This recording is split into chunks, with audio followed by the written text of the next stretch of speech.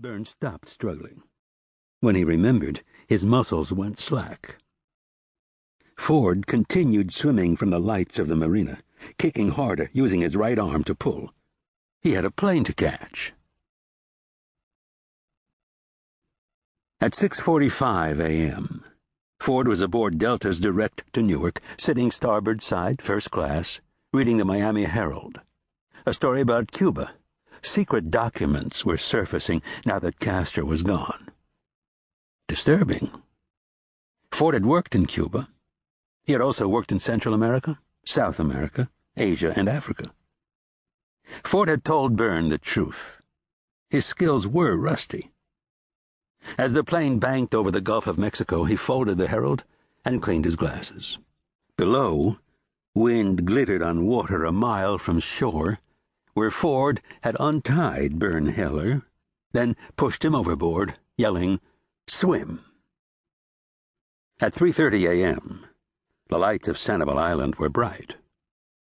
By 5, Ford had returned to his home and lab on Dinkins Bay, secured his boat, was showered and packed.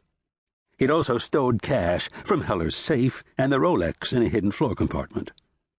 Thinking about it now, Heller's voice, "Don't leave, I'm begging you," Ford felt an unfocused anxiety that startled him. A sinking sadness, a dense, unlighted space beneath his heart. It passed. An emotional response? No. A paralimbic reaction. The distinction was interesting, but unimportant. Ford was working again. Below, green water became granite as the jetliner ascended. They'll think Heller fell overboard, escaping to Mexico, if the cops find him.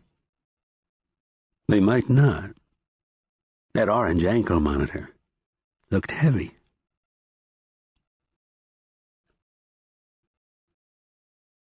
Hotel Nacional, Havana, Cuba. Farfel told the Venezuelan, "More than a month ago I warned you. Now it's too late. The U.S. government has Castro's files." He exhaled through his nose, touching a finger to his glasses. Amateurs.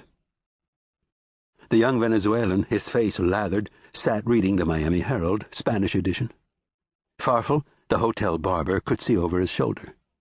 Senate subpoenas Cuban documents. There was a photo. A good-looking woman, weight of breasts beneath her charcoal blouse. A powerful man with teeth. Co-chairs of an intelligence subcommittee. They'd been bickering about the files for months, mostly with the world political community, but also with the CIA. 5 weeks ago. What did I tell you? The Venezuelan had a partner, an aloof New Yorker. What Farfel had told them was, "You want the files? Bury one of the politicians alive. Bury them with oxygen, a little water, enough for a couple of days. It'll work. I read about it in a book. The Americans will give you anything you want." They'd thought he was joking.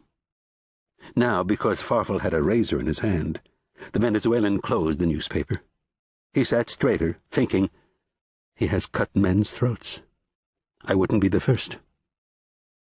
True. Farfel began stropping the razor, fast, a rare display of emotion for the precise little man with silver hair, mustache, and glittering silver eyes. They were alone in the shop with Cocan chairs, mirrors, combs and blue disinfectant, the smell of powder and cigars, a calendar on the wall showing Havana's skyline. "The article means nothing," the young Venezuelan said. He was worried the barber would be insulted if he stood and wiped lather from his face, but was thinking it over as he added, "I have good news. Save your breath. No more excuses. At least listen. Why bother? I should be looking for a way to disappear. They will hunt me the way Jews hunt Nazis. A boat, maybe."